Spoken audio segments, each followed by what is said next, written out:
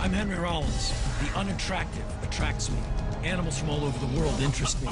Human-animal interaction fascinates me. I entered the animal underworld, and what I found blew my mind. I wrestled an alligator. I ate a still-beating snake heart. Rats bit my feet, and later I ate their meat. For the people I was with, it was totally normal. But for me, it was the animal underworld.